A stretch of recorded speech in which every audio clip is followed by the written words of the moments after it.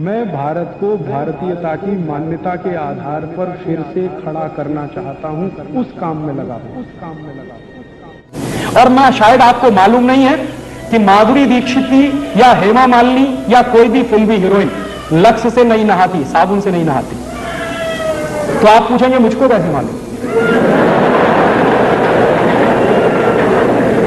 मुझको पता चला अभी कुछ दिन पहले बंबई में मेरा एक व्याख्यान हुआ था जुहू में, और जुहू वो जगह है जहां हिंदुस्तान के ये फिल्मी हीरो हीरोइन ज्यादा रहते हैं। व्याख्यान कैसे हुआ?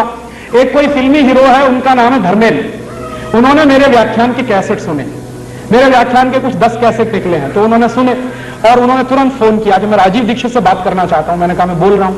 तो कहने लगे आपके 10 कैसेट सुनने के लिए मैंने 10 घंटे गाड़ी चलाई और घर नहीं गया जब तक कैसेट खत्म नहीं हुई। मैंने कहा बहुत अच्छी बात है, क्या लगा आपको? मैं आपका एक व्याख्यान करना चाहता हूं। मैंने कहा जरूर करिए, मैं आऊंगा। क्या आपकी फीस क्या है? मैंने कहा मैं फीस नहीं लेता कभी व्याख्यान के लिए।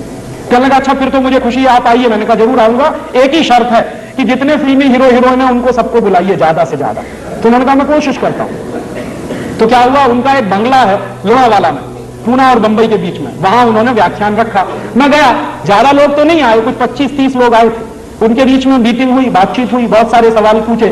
जब खत्म हो गए उनके सवाल तो मैंने उनसे कहा कि अब मैं एक सवाल पूछूंगा। तो हेमा मालिनी से मैंने पूछा कि आप मुझे बताओ कि लक्स से नहाती हो? नहीं। लाइफ बॉय से नहाती हो? नहीं। कैमे से नहाती हो? नहीं। लिरिल से नहाती हो? नहीं। मैंने कहा आप नहाती भी हो? तो कहने लगी नहाती तो रोज हूं। मैंने कहा फिर किससे? तो उन्होंने बताया चने के आटे में मलाई डाल के नहाती हूं, माने बेसन में मलाई डाल के नहाती हूं। तो मैंने कहा अगर आप बेसन में मलाई डाल के नहाती है तो ये बात पूरे देश को क्यों नहीं बताती? कहने लगी डर लगता है। मैंने कहा क्या डर लगता है? कि अगर हिंदुस्तान की सभी बहनों ने बेसन में मलाई डालकर नहाना शुरू किया तो सब हेमा मालिनी हो जाएंगे। तुम मेरी तो कुर्सी खतरे में पड़ जाएगी। तो आप ये जान लीजिए कोई भी फिल्मी हीरोइन साबुन से नहीं नहाती। क्यों? उसका कारण है जितने साबुन हैं वो बनते हैं कास्टिक सोडा से, और कास्टिक सोडा शरीर की त्वचा के लिए बहुत खराब होता है। और आप ये चाहें तो प्रयोग करिए, साबुन से नहाइए, नहाने के 20 मिनट के बाद जब आपका शरीर सूख जाए तो नाखून से ऐसे लाइन खींचिए, सफेद रंग की लाइन खींचेगी। और आजकल ठंडी का दिन है, साबुन से नहाइए, 10 मिनट बाद आपका पूरा चेहरा सफेद सफेद हो जाए। क्यों? उसमें जो कास्टिक सोडा है वो आपकी शरीर की त्वचा से चिपक जाता है। चाहे जितना पानी डालिए धुलता नहीं, इसलिए साबुन सबसे रद्दी चीज है।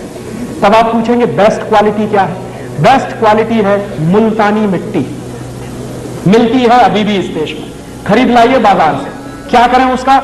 मुल्तानी मिट्टी को दही में डाल दीजिए रात को, या दही की ताक में डाल दीजिए, सवेरे तक एकदम मुलायम हो जाएगी। उसको पेस्ट बनाइए, शरीर पर ऐसे ही लगाइए जैसे साबुन लगाते हैं, और नहा लीजिए गर्म पानी से, एकदम फ्रेश हो जाएंगे। दूसरा तरीका, चने का आटा माने बेसन, उसमें मलाई मिलाइए, पेस्ट बनाइए, उसको रगड़िए और उससे नहाइए। तीसरा तरीका, आप जो है अपने घर में ले आइए मसूर की दाल का आटा, मसूर की दाल होती है उसको पिसलाइए, उसका आटा बनता है, उसमें शहद मिलाइए, मध मिलाइए और उसका पेस्ट बना के उससे शरीर को लगाइए और गर्म पानी से नहाइए, आपकी स्किन एकदम सॉफ्ट हो जाएगी। चौथा तरीका, मुल्तानी मिट्टी लीजिए, अरीठा का पाउडर लीजिए, शीकाकाई पाउडर लीजिए, तीनों को बराबर बराबर मात्रा में मिलाइए, डिब्बे में बंद करके रखिए, 1 साल तक इसका कुछ नहीं बिगड़ता।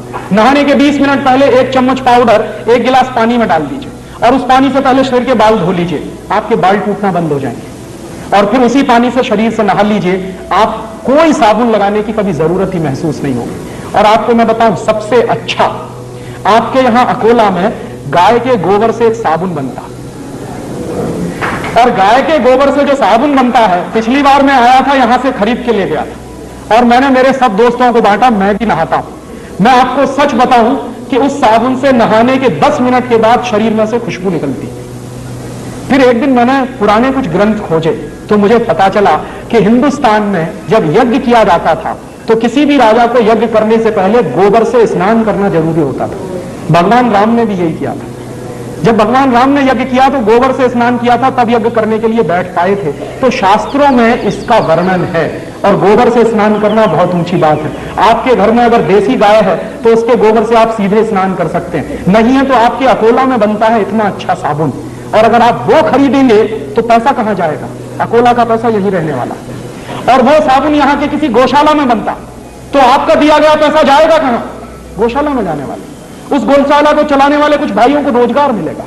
और मेरी तो कल्पना है कि ऐसी गौशालाएं गांव गांव गली गली घर घर में खुल जाए और उनमें से ये गोबर निकलेगा, साबुन भी बनेगा, दूध बनेगा, घी निकलेगा, क्या क्या नहीं होगा। पूरे हिंदुस्तान की अर्थव्यवस्था बदल सकती है। तो आप ये फालतू के साबुन खरीदना बंद करिए। मुल्तानी मिट्टी से नहाइए, अरीठा, शिकाकाई, मुल्तानी मिट्टी के पाउडर से नहाइए, या फिर चने के आटे से